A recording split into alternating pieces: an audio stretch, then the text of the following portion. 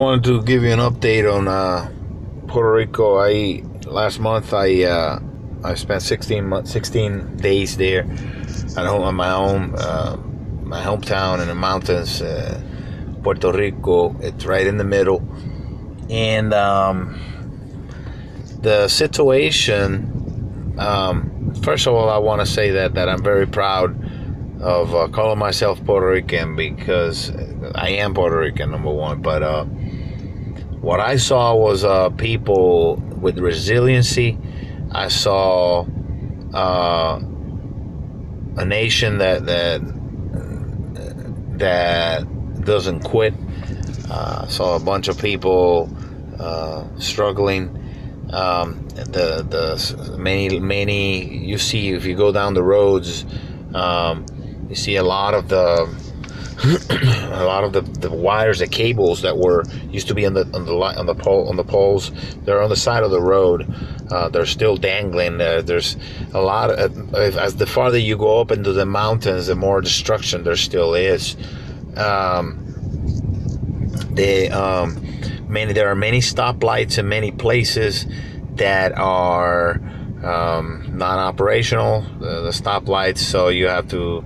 Big intersections, you have to edge in, take it easy, and make sure that you see people coming. Everybody just, people are, they're helping each other out, being careful. Also, people that are just rebuilding their lives with enthusiasm. In spite of the many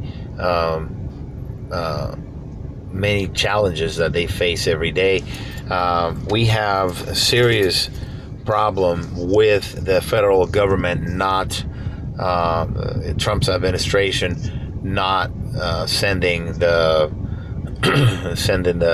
funds, and just from one day to the next, they decided that no, they don't need this little bit of money. We're going to cut it in half. I'm going to venture and say that there are thousands of Puerto Ricans who are bedridden. These are Medicare recipients, people who worked their entire lives and whose families worked their entire lives, and they contributed to their Medicare accounts. And right now, if you live in Puerto Rico and you're a Medicare recipient, we're not getting the home health aid people that Puerto Ricans, that any Medicare patient is entitled to. That's what you paid for your entire life. But if you live in Puerto Rico, that help is not being given to people. So people are having to take money out of their own pocket after a horrendous catastrophe, and then they're having to pay for my family's one. We're having to pay out of our own pocket for a home health aid person to come bathe our loved one who's bedridden, because the Trump administration has decided that Puerto Ricans are not worthy of the benefits that they paid for. Nothing new there. This administration is horrendous. There's openly racist, and even against their own citizens, especially if they're brown and they live in Puerto Rico. The Trump administration imposed a 15% tariff it's a tax on Puerto Rican exports, meaning anything that gets produced in Puerto Rico gets treated like a foreign country product, even though we're U.S. territory and we are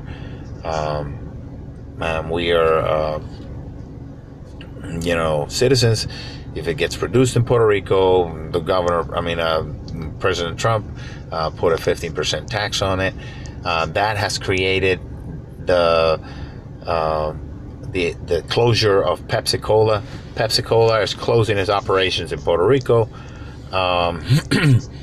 and there's going to be a bunch of jobs lost. The pharmaceutical companies in Puerto Rico, and Puerto Rico produces almost 100% of the Viagra of the world, with our companies over there.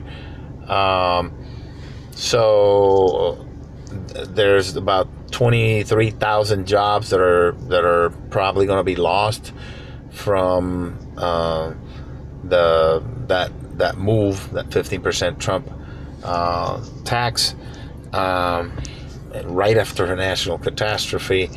The Promesa board, there's nothing more than a 7-member dictatorial dictatorship imposed upon Puerto Rico by the United States Congress to basically pillage our economy and pay the Wall Street vultures who knowingly bought and then sold, actually, the bonds, the municipal bonds that Puerto Rico issued. They told the people, their investors, that these were AAA rated bonds when they in fact knew that these were junk bonds from the moment they were issued. They lied to the people so they could profit enormously. So now we have a financial control board that is going to take they're going to take the pensions, they're going to steal pensions, a percentage of Puerto Rican retirees' pensions from 75% of Puerto Rican elderly retired people. The woman who's leading this, her last name is Jaresco, and she is hated, reviled by the Ukrainian people. She was the architect of the pillaging and the starving of thousands of Ukrainian elderly retired people. She's doing the same to Puerto Ricans, United States citizens, so they can pay their illegal, odious Wall Street vulture debt. Just to give you it's $73 billion. Out of those 73, 36 are interest. They're gouging, So, with the help of the United States Congress, just people say, what does this have to do with the hurricane? It has everything to do with the hurricane. We had a hurricane, and now we have a open season on Puerto Rican people, being treated like cattle, like animals. So the governor of Puerto Rico is a corrupt, mafiosi. Comes from a mafiosi family, I call them, the political mafia in Puerto Rico, the Rosselló. They call him Rosselló. That's his last name. And his father ran the most corrupt administration in Puerto Rican history. In conjunction, people say, well, I don't want to just put him in jail, because they're in cahoots with multinational American companies who are the ones who pull the strings, to pillage Puerto Ricans. It's not like some guy by himself out there takes advantage of Puerto Ricans and takes their money. It's with the help and the supervision of the United States Congress. That's why they don't get incarcerated, never will. So they're just puppets. He has installed he's been in power a couple of years. He has installed over 100 new taxes on Puerto Rico. Now he has closed 170 schools. He has installed. On top of that, he's Puerto Rican. Not only, he's Puerto Rican, and on top of all the bad things he's done. Here's the shame: he's Puerto Rican and he's racist against Puerto Ricans. He all the contracts that he gives out to his buddies. He went to school in the United States, and all his contracts he gives to his college buddies. In all the positions, high positions, he overpays them. The Education Secretary of Puerto Rico, in conjunction with Rosselló, have closed 170 or 180 schools, which in a small island like that is a considerable amount. They say they closed those schools to save $5 million, yet they granted a no-bid contract to one of their buddies for $16.9 million for 5 months worth of work, teaching Puerto Rican children manners, as if Puerto Rican children didn't have manners. It's a slap in the face, it's a spit on the face of Puerto Ricans and Puerto Rican children and Puerto Rican parents. They've cut the benefits to the employees. It's 11.5 of 12% sales tax. It's $1,000 if you park in a handicap zone. It's $1,000 for running a red light. I mean, it's just gouging people left and right. And we don't. The roads are an absolute disaster. Shameful. To drive around in the United States territory, and it's like driving around in the woods or something like that. They need to fix that. It's shameful that Puerto Rico is under such corrupt hands, both from the United States Congress. He granted a contract to Whitefish in conjunction with Ryan Zinke, the Interior Secretary, and Whitefish, who they're buddies.